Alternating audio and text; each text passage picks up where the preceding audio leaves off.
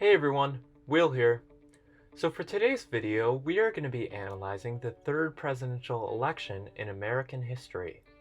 That means we're going to be going over all aspects of this race, including the context of the race, the candidates in the race, and the results of the race. So without further ado, let's begin.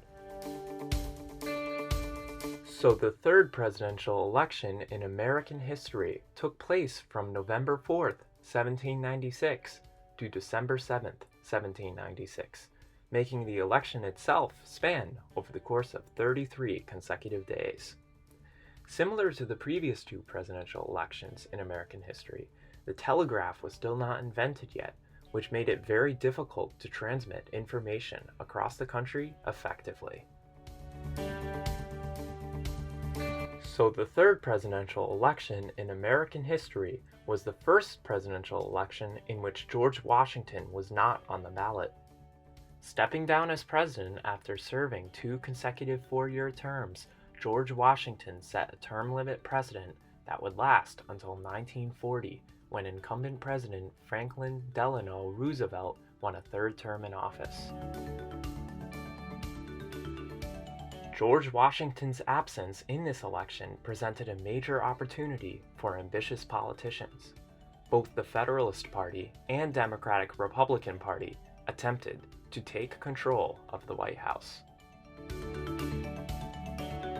So this election was primarily focused on two main issues, those being Hamilton's National Bank and the Jay Treaty.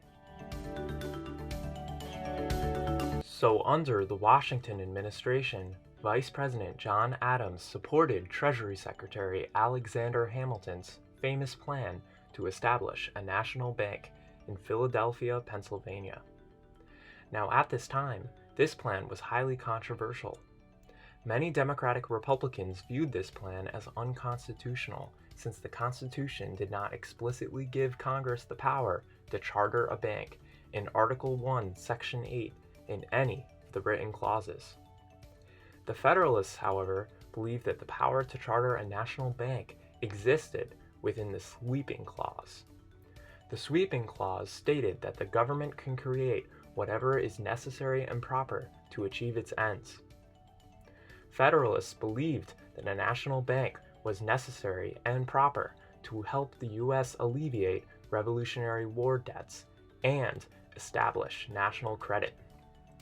The Democratic Republicans argued that a national bank was not necessary and proper, since they believed such a bank would create monetary inflation and increased economic instability. The economic instability that Democratic Republicans referred to is now known as boom and bust cycles, cycles in which the economy plummets and grows rapidly. Another big issue in this campaign cycle was the Jay Treaty. The Jay Treaty was a treaty between the United States and Great Britain that was meant to mitigate a second war between the US and the British. The treaty angered many Americans since it did not directly address the impressment of US sailors. Other Americans were upset because they believed that the treaty simply reiterated agreements made in the Treaty of Paris.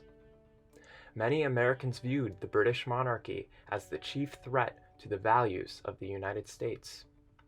It was for this reason that some Democratic Republicans began to view Federalist Party leaders like John Adams and Alexander Hamilton as sellouts.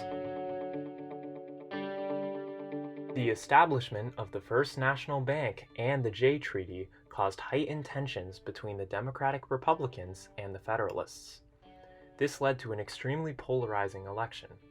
In this election, Federalists tried to associate Democratic Republicans, like Thomas Jefferson, with the violence of the French Revolution. Likewise, Democratic Republicans attempted to label the Federalist Party leaders, like John Adams, as elitists that favored monarchy over democracy. As with the previous two presidential elections, the original Electoral College allowed each elector allotted by a state to vote for two candidates for president. The candidate with the most electoral votes would be elected president, while the candidate with the second most electoral votes would be elected vice president. Because both the Federalists and Democratic Republicans were fighting over the presidency and the vice presidency, both parties opted to run multiple candidates in the general election. The Federalist candidates in the race included John Adams of Massachusetts, Thomas Pinckney of South Carolina, Oliver Ellsworth of Connecticut, John Jay of New York, James Iredell of North Carolina, John Henry of Maryland, Samuel Johnston of North Carolina, and Charles Cotesworth Pinckney of South Carolina.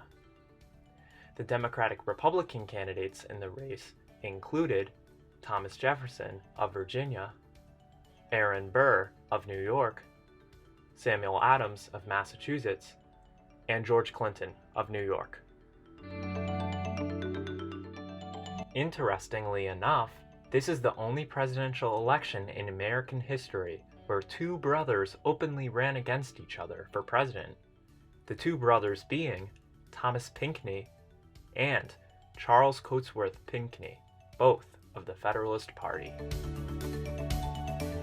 Despite the large number of candidates competing in the race, the Federalist Party consolidated the majority of their support behind John Adams for president, hoping that one of the other 7 Federalist candidates would win second place and become vice president. Similarly, the Democratic-Republican Party consolidated the majority of their support behind Thomas Jefferson for president, hoping that one of the other 3 Democratic-Republican candidates would win second place and become vice president. The election had 276 electoral votes in total.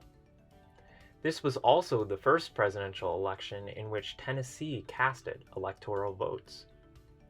The campaigning of this election mostly centered around the swing states of New York and Pennsylvania. The final result of the election was Vice President John Adams of Massachusetts narrowly being elected President of the United States with a total of 71 electoral votes. Winning the position of Vice President as runner-up was former Secretary of State Thomas Jefferson with a total of 68 electoral votes. This election also marked the only time a president and vice president were elected from opposing parties. Coming in third place was Governor Thomas Pinckney with 59 electoral votes, then Senator Aaron Burr with 30, Governor Samuel Adams with 15, Chief Justice Oliver Ellsworth with 11, and Governor George Clinton with 7. The remaining candidates in the race received 5 electoral votes or less, with Governor John Jay receiving 5, Supreme Court Justice James Iredell receiving 3, President George Washington, who was not a candidate, receiving 2, former Senator Samuel Johnston receiving 2, John Henry receiving 2, and Minister to France Charles Cotesworth Pinckney receiving 1. With only 2.07% of the population voting in this election, a lot of the country was prohibited from voting, including almost all African Americans, women, and non-landowners.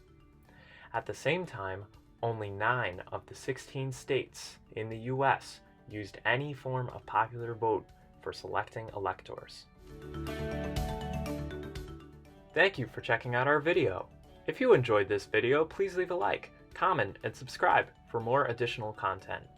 If you have any ideas for a future video topic, please leave a comment and let me know what you want to see me cover next. I'm really hoping to grow this channel and provide you all with more content in the future, and your support means the world to me. Thanks, everyone.